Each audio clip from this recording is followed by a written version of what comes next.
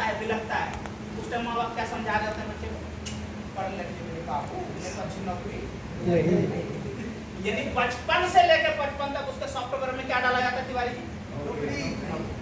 तो सच बताना, एक बार छाती पे हाथ रख के बोलो, क्या हम लोग सही कर रहे हैं? बताओ। बाहर फॉरेन कंट्री का एक नाम बता दो जो वहाँ नौकरी करता हो, तो एक कंट्री का नाम बताओ कि सर नहीं आप गलत बोल रहे हो, उस कंट्री में लोग वहाँ पे नौकरी करते हैं, नौकर नहीं मिलेगा वहाँ को।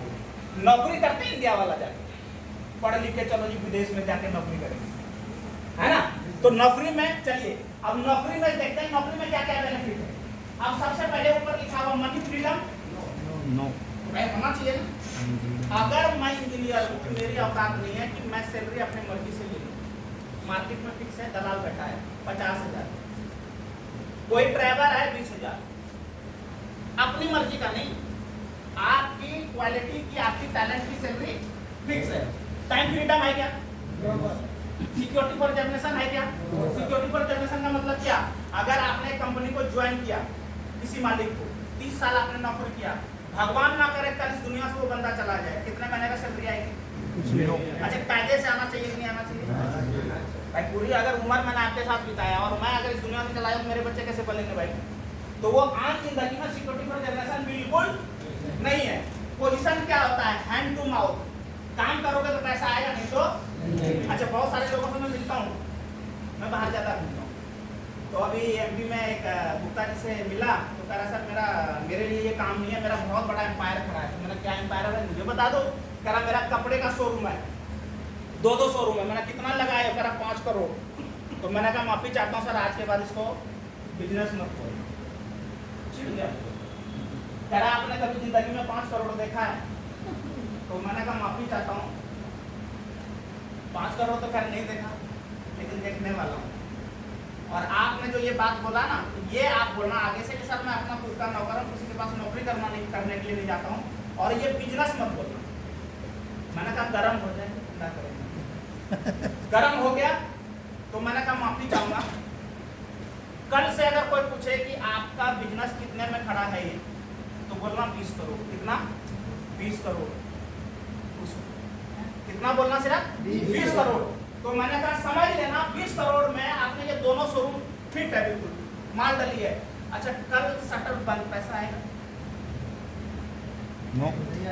आप मोटी का शोरूम खोल लो, 1 अरब रुपए लगा, शटर बंद, पैसा बंद, तो पैसा भी ये कौन सा बिजनेस का मतलब वो होता है, दुकान खुले तो पैसा, ना खुले तो पैसा, जिंदा हो तो पैसा, ना हो इस दुनिया में तो भी पैसा, उसका नाम है बिजनेस।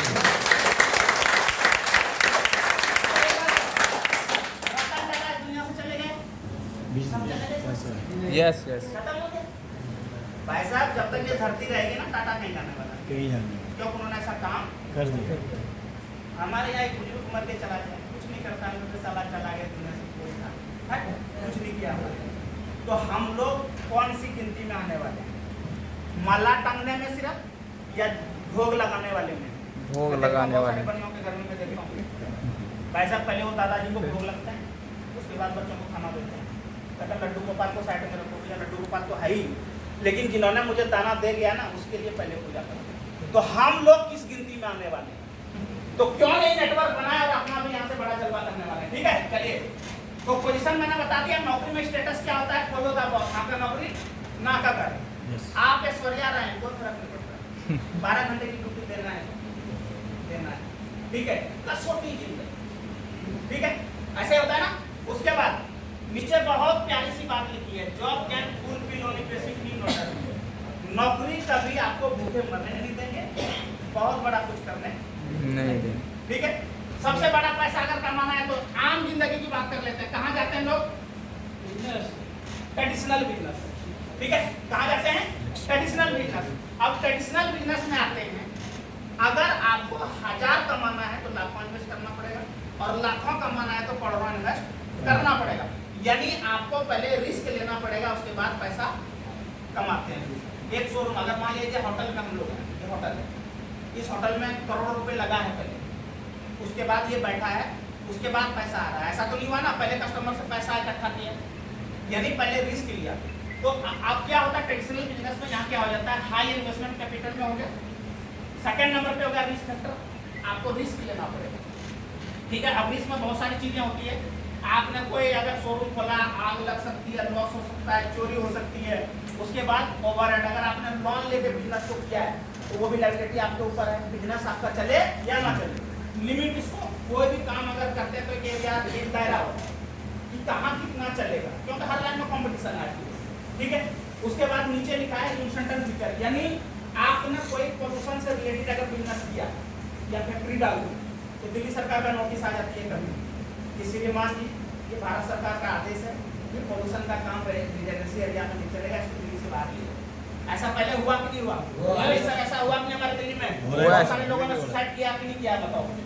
वो है है सर। ना, यानी धंधा हमारा, पैसा हमारा, गवर्नमेंट भी जीना आराम कर रखती है। ठीक है, उसके बाद आगे चलते हैं, एक बार जोरदार तालियां।